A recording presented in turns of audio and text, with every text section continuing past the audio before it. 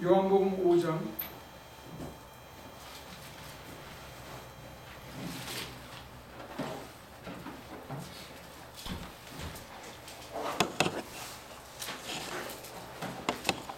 좋은 걸 놓쳤다. 5분 늦게 오는 바람.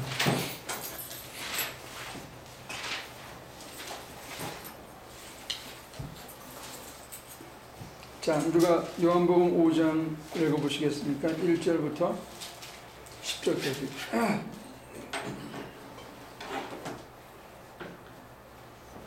그 뒤에 유대 사람의 명절이 되어서 예수께서 예루살렘으로 올라가셨다. 예루살렘에 있는 양의 문의 곁에 히브리 말로 베드자다라는 못이 있는데 거기에는 주랑이 5 있었다. 이 주랑 안에는 많은 환자들, 곧 눈먼 사람들과 다리 저는 사람들과 중풍 병자들이 누워 있었다. 그들은 물이 움직이기를 기다리고 있었다. 주님의 천사가 때때로 못에 내려와 물을 휘저어 놓는데 물이 움직인 뒤에 맨 먼저 들어가는 사람은 무슨 병에 걸렸든지 나았기 때문이다. 거기에는 38해가 된 병자 한 사람이 있었다. 예수께서 누워있는 그 사람을 보시고 또 이미 오랜 세월을 그렇게 보내고 있는 것을 아시고는 물으셨다. 낫고 싶느냐? 그 병자가 대답하였다. 주님, 물이 움직일 때 나를 들어서 못에다가 넣어주는 사람이 없습니다. 내가 가는 동안에 남들이 나보다 먼저 못에 들어갑니다. 예수께서 그에게 말씀하셨다. 일어나서 내 자리를 걷어가지고 걸어가거라. 그 사람은 곧 나가서 자리를 걷어가지고 걸어갔다. 그날은 안식일이었다. 그래서 유대 사람들은 병이 나은 사람에게 말하였다. 오늘은 안식일이니 자리를 들고 가는 것은 옳지 않소. 한 절 더 읽을까요? 그 사람이 대답하였다. 나를 낫게 해주신 분이 나더러 내 자리를 걷어가지고 걸어가거라 하셨소. 두 토막으로 나눠서 보죠. 9절까지만 먼저 보고 나중에 10절, 11절은 아펜딕스로 따로 보죠. 9절까지 특별히 예수님과 대화하는 장면 있죠. 6절, 7절, 8절, 9절. 예수님께서는 이미 오랜 세월을 그렇게 보내고 있는 것을 아시고 이렇게 됐습니다. 그래서 예수님이 말씀하셨어요. 그랬더니 이 병자가 대답을 했습니다. 만약에 이게 기도라면, 여러분과 주님 사이에 이런 대화가 오고 갔다면 어떤 문제가 있는 거죠? 이게 기도라고 생각한다면 이 기도는 뭐가 잘못됐습니까?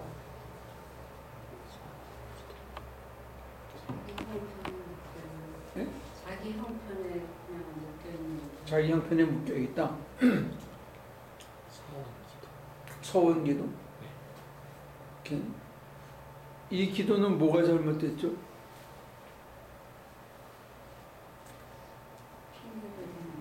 핑계를 댄다. 넣어주지 않기 때문에 내가 핑계를.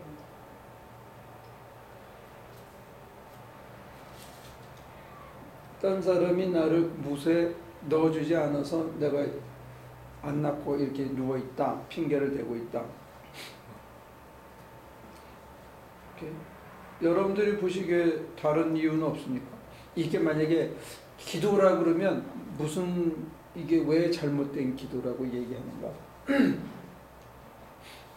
낫게 하시면 낫겠나이다, 날 겁니다. 이런 믿음은 없나요?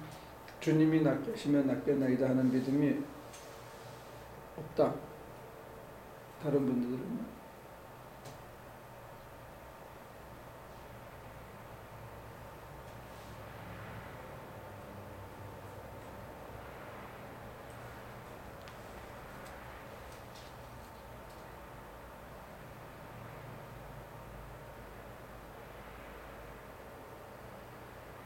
남이 이렇게 기도하니까 이게 잘못된 기도고 멍청한 기도처럼 보이지만 여러분들이 만약에 이렇게 기도하고 있다면 허튼 세월을 보내고 있는 것일 수도 있죠.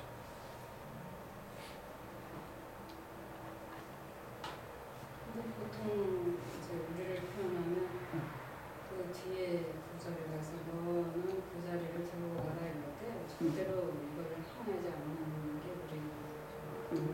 그거는 이제 그 다음 단계고.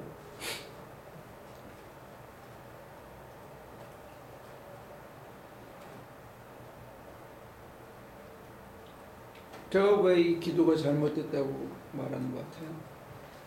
날 생각은 안 하고. 날 생각은 안 한다. 왜요?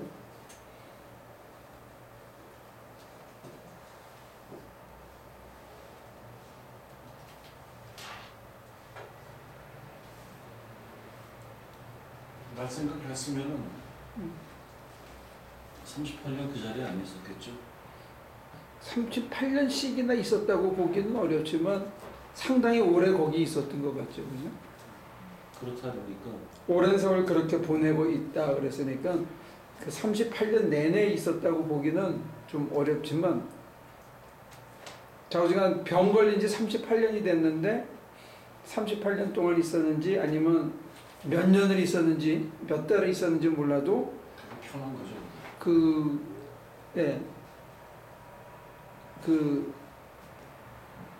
이 호숫가에 베데스다 호숫가에 가서 그냥 누워 있는 거예요. 현실로 보면 이게 별로 어려운 일이 아니에요. 응? 현실로 보면 이제 우리 그냥 뭐 그러니까 이제 다른 사람이 나를 물어줄 사람이 없어서 못 간대. 근데 인간적으로 봐도 이게 그렇게 어려운 일은 아니었어요. 하는 물을 어떻게 해서라도 가려고 마음을 먹으면 목숨을 걸고 가야지 되는데 계속 핑계를 지금 핑계 댄다. 지금 장로님은 좀 더 지적을 해서 날 생각이 없다. 이 인간은. 성경 자체는 그런 의미는 없는 것 같은데요. 이 사람도 분명히 뛰어들고 싶으니까 그 자리에서 그렇게 머물러 있었던 건데 능력이 안 돼서 몸을 움직일 수 없으니까 못 들어갔을 뿐이지. 저는 이걸 왜 잘못된 거라고 이해 못하고 지금 현실의 사람들도 지금 저 질문에 대해서 대답부터 해보세요. 그러니까 지금 이 사람도 나으려고 베데스다 물가에 가면 낫는다니까 거기 가서 누워 있는 거고 능력이 안 돼서 못 들어가는 것 뿐이지 이 사람이 뭐가 잘못됐냐 지금 이렇게 묻고 있잖아요. 주님의 능력을 부여하는 예수님이 먼저 오퍼를 하셨잖아요. 낳고 싶느냐. 그렇지만은 거기에 대답은 예 아니오가 아닌 남의 핑계. 그러니까는 이유만 얘기를 했으니까는. 그러니까 지금 두 분 한 얘기를 종합을 해보세요. 장로님은 이 사람이 애저녁에 별 나을 생각이 없었다. 그 다음에 박 목사님은 이렇게 하는 게 오히려 편하지 않냐. 아니 맨날 핑계를 대는 거예요. 그다음에 이래서 안 되고 오늘은 그다음에 이래서 안 지금 배정수 집사는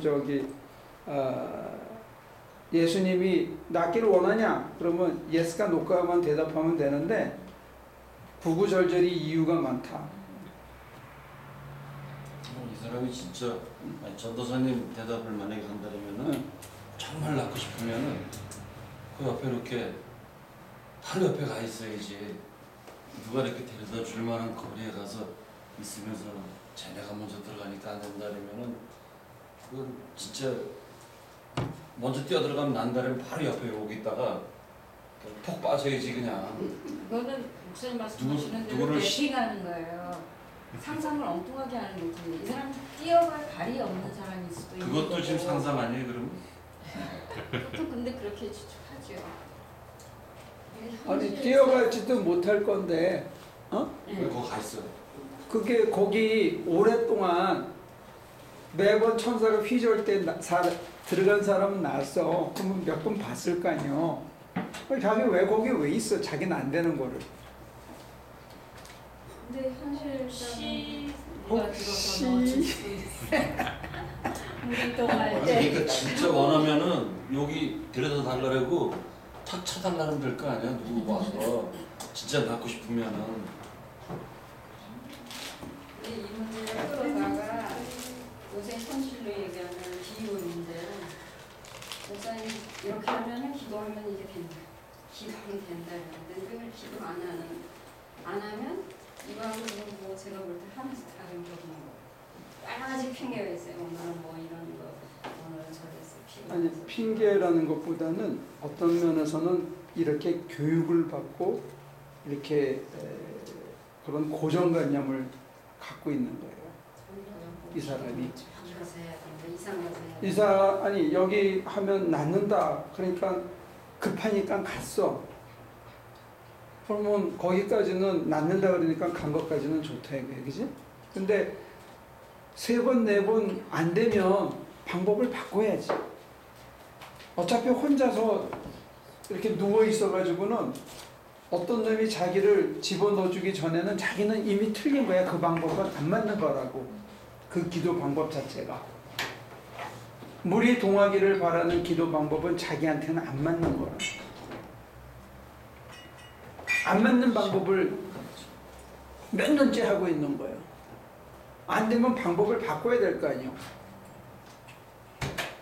그지? 그 사람 정황은 안 맞다고 얘기는 생각은 드는데 기도를 이렇게 접목시키니까 그거는 문제가 되는 것 같아요. 이 사람 정황에서도 당시 정황에서는 방법이 없고 의사한테 갈 수도 없는 거고 오로지 그 사람한테는 그 물 동하는 거 뛰어 들어가는 그 방법밖에 없는 사람일 것 같거든요. 그렇지. 그 사람은. 근데 그 방법밖에 없는데 예. 그 방법이 자기한테는 안 맞아.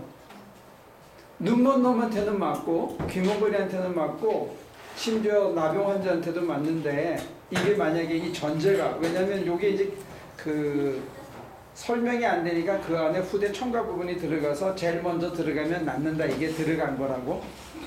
근데 처음 이 요한복음 자체에는 그런 설명이 없었던 것 같아요.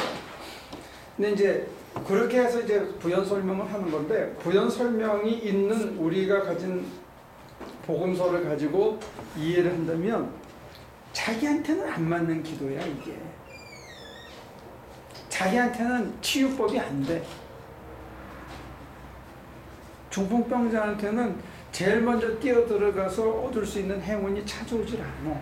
근데 그거를 죽치고 개기고 있으면서 낫겠지, 언젠가는 되겠지 하고 오랫동안 있으면 그거는 이미 전제가 잘못된 거라는 거예요.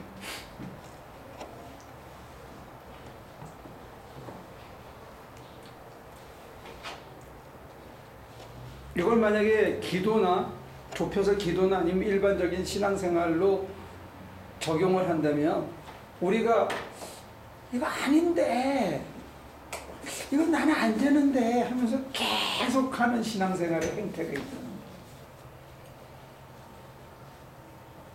그걸 저는 자기를 못 꺾는다 이렇게 표현했습니다. 자기를 꺾어야 되거든. 근데 오랫동안 해오던 방식 그게 이제 고착되어 있는 거예요. 그게 굳어져서 이게 안 바뀌어. 그리고 고통은 누가 당하느냐? 자기가 당해. 다른 사람이 변하는 거는 봐. 근데 나는 안 바뀌어. 그럼 자기는 바꿔야 되는 거예요. 자기를 꺾어야 돼. 자기 방법을 바꿔야 돼. 자기 인식을, 눈을 바꿔야 되는 거예요. 그게 안타까운 거예요. 두 번째 말로는 항복이라는 단어를 제가 썼었어요. 하나님 앞에 항복해야 된다. 내가 졌습니다. 이렇게 내려놔야 되는데 그걸 그냥 때 되면 낚았지. 그리고 그냥 버티는 거야 거기서. 우리가 신앙을 그렇게 가져요. 그냥 교회만 다니고 그냥 11조만 하고 그러면 내가 변하겠지 하는데 자기가 변할 의사가 별로 없어. 내 방법을 바꿀 생각이 전혀 없는 거예요. 안 되는 건 안 되는 거예요. 다른 사람이 돼도 내가 안 되면 나는 다른 거 해야 돼. 순복음교회 목사님들이 금식하는데 나는 그게 안 맞거든? 그럼 난 철야를 해야지. 다른 목사님들은 새벽 기도를 잘해. 그러면 나는 딴 거 해야지 안 맞으면. 새벽잠이 많은 사람은 딴 거 해야 되는 거야. 네. 왜 그래서? 만약에 저는 그렇게 생각했었거든요. 새벽잠이 많은 사람은 새벽 기도를 해서 그거를 이겨내야 된다고 생각했는데 자기한테 맞는 거는 이게 다 네. 처음에는 나중에 하나님 바꿔주세요. 이것도 바꾸고 다 바꾸는데 새벽 기도를 내가 결심해서 3일 이상 하기 힘들어요. 그게 오히려 생활을 더 문란하게 만드는 수도 있어. 자기한테 맞는 걸 시작하는 거야. 그러다가 하나님이 좋아지고 기도 생활이 좋아지고 나면 안 깨워도 일어나죠.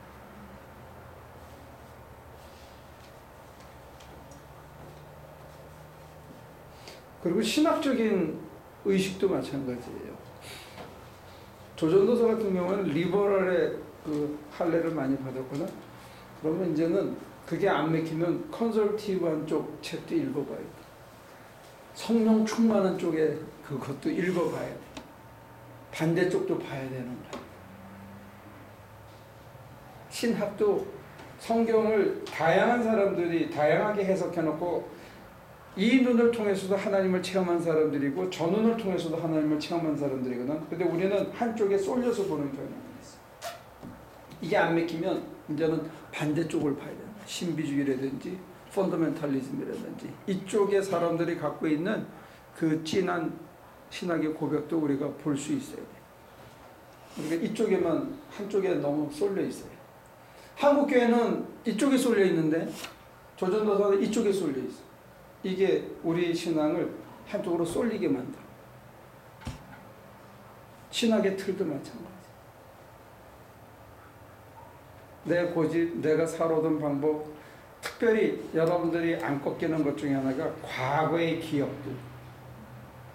그것 때문에 자기의 신앙관이 안 바뀌어요. 그냥 앉아있는 거야, 세월 까먹고. 근데 중풍병 여기 안 걸려봤지 아무도? 걸려보셨어요? 잠깐이라도? 겪어보셨어요? 난 중풍병을 겪어봤거든. 무지하게 힘들고 당사자도 힘들고 굉장히 좌절스러워요. 굉장히 좌절스러워. 심적인 충격도 굉장히 크더라고요. 걸어다니는 게 불편하고 몸이 힘들고 이것뿐만이 아니고 계속 자야 돼. 하루에 15시간, 16시간 자야 돼. 안 그러면 펑션을 못 해.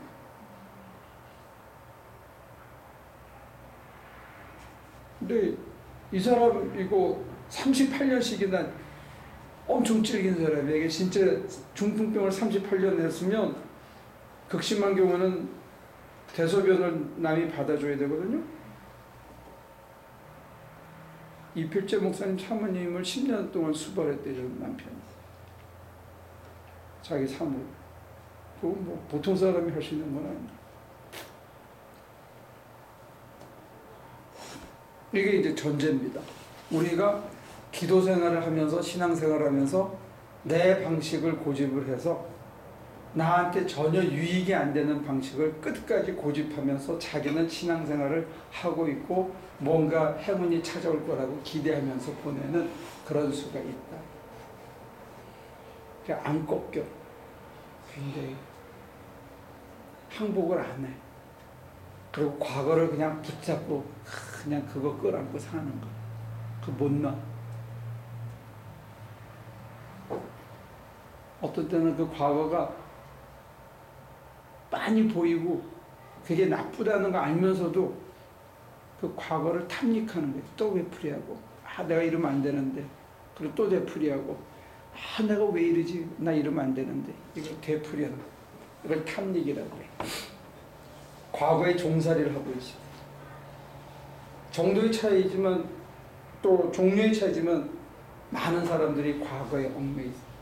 그래서 헨리 나우엔이라는 사람은 과거를 어떤 방식으로 기억하느냐 이게 굉장히 중요하고 그걸 새로운 각도에서 해석하고 이해할 수 있는 거 이게 은총이다 그래요.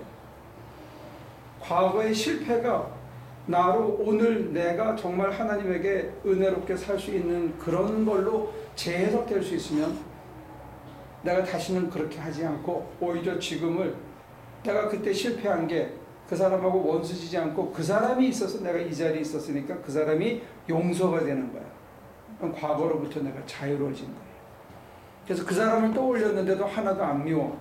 근데 어느 날 우연히 이게 완전히 해결이 되면 그 사람을 우연히 만나게 해줘요, 하나님께서. 근데 지가 일부러 찾아가면 실패해, 많은 경우에. 아직 정리가 안 된 거야. 과거로부터 자유로워진다는 게 이게 참 어려운 거예요.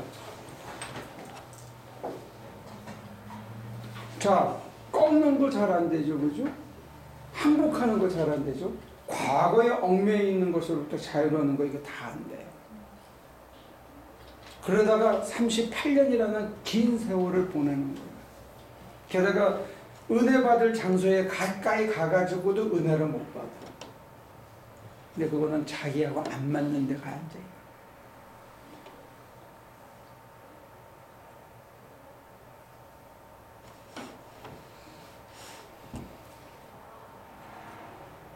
순복음교회 가가지고 막 기도하는데 눈 뜨고 가만히 쳐다보고 그러면 거기 가면 안 되지. 안 맞는 거야.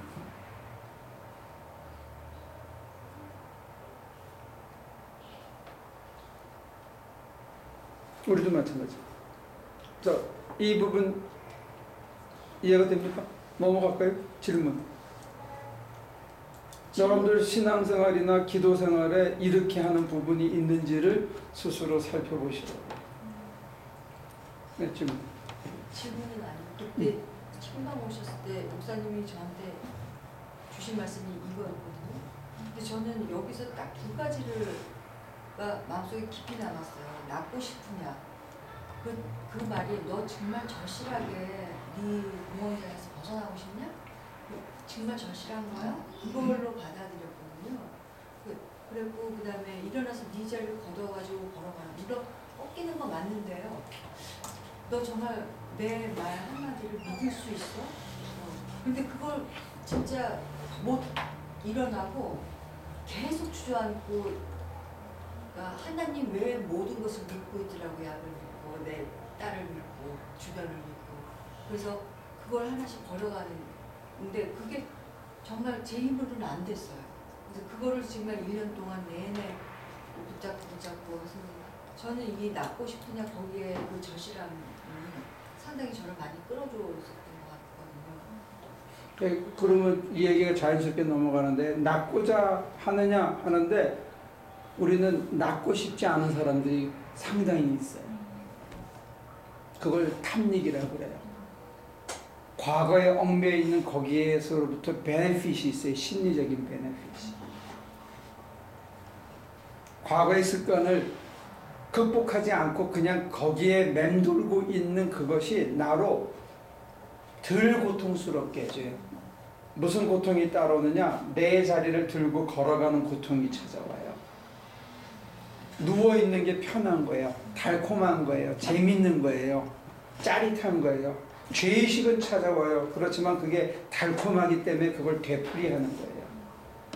정신과 특히 중에 그 스키조프레니아 같은 아니면 이 속에 자기를 이렇게 동굴 속에 들어가는 이런 장애들 속에는 안 벗어나고 싶어요. 이것을 벗기려면 포기해야 하는 것들이 너무 많아. 내 실수가 다 익스큐즈 돼야 되는데 그게 안 돼. 그걸 벗어나면. 그래서 거기를 벗어날 수가 없어. 그 베네핏이 있어요. 내 딸이 나한테 훨씬 더 어텐션을 많이 해. 그 달콤함을 내가 벗어나기가 쉽지가 않아. 내가 누워있으면 남들이 들어다 줘. 밥도 갖다 줘. 그리고 뭐만 넣느냐? 누우면 좀 주물러봐. 이것만 들어 놓으면 뭐가 늘어나느냐? 저거 좀 갖고 와봐. 남 시키는 기술만 들어. 이게 짜릿한 거예요. 그 편안함으로부터 벗어나지를 못해. 과거가 그만큼 달콤하게 우리를 붙들어 매고 있어요. 과거로부터 벗어난다는 것은 사실은 땀을 많이 흘리고 당당해져야 하기까지, 당당해지기까지 그 안에 땀과 피와 눈물이 흘러야 돼요. 굉장히 고통스러워요. 그러면 우리는 뭐가 편해가지고 전진을 안 하는 거죠? 이 생활이 편한 거예요. 왜? 쳐다보면 무소유하고 살아야 되거든요. 궁극적으로는. 신앙생활의 최종 목표는 무소유예요. 목적이 아니고 이르는 목적에 이르는 하나님의 형상을 회복하는 목적에 이르기 위해서는 우리가 거쳐야 되는 가장 중요한 스텝이 뭐냐면 무소유예요. 무소유는 뭘 가리키냐면 스님들처럼 뭐 아무것도 안 갖는 그런 무소유가 아니라 내가 궁극적으로 하나님 앞에 부름을 받을 날이 온다는 거예요. 우리 기독교의 틀에서는 누구나 다 언젠가는 나팔 소리가 나면 다 하나님 앞에 가야 된다 하는 게 이게요. 그때 아무것도 못 갖고 가는 걸 우리는 봐요. 그게 무소유예요. 그걸 미리 땡겨서 지금부터 사는 거예요. 누굴 소유하기 위해서? 하나님만 소유하기 위해서. 하나님만 의지하기 위해서 하나님 아닌 모든 것에 대한 의존을 포기하는 게 무소유예요. 여러분들은 무소유 그러면 돈 안 갖고 사는 걸 자꾸 무소유라 그러고 자기 돈을 누구에게 주는 걸 무소유라 그러는데 아니에요. 아주 지극히 작은 부분이에요. 내 생각, 내 고집, 내 과거, 내 명예, 내 체면, 내 권력, 내 지위 상승, 계층 상승 이 모든 것 다 소유예요. 무화과 나무 소출뿐만이 아니고 외양간의 송아지뿐만이 아니고 내가 내 자존심, 내가 하고 싶은 내 어떤 그 꿈, 내 기호, 내 욕망, 내 과거에 대한 애착 그거 다 내가 소유하고 그거를 더 의지해요. 내 자식을, 내 남편을, 내 엄마를 더 의지해요. 우리가 궁극적으로 가야 할 곳이 하나님 외에는 아무것도 의지할 곳이 없는 하늘나라인데 그 나라를 미리 땡겨서 내가 여기서부터 살아야 되는데 그렇게 하기 위해서는 내 자리를 포기해야 돼요. 근데 이게 너무 어려워. 해보니까. 당장 불편해.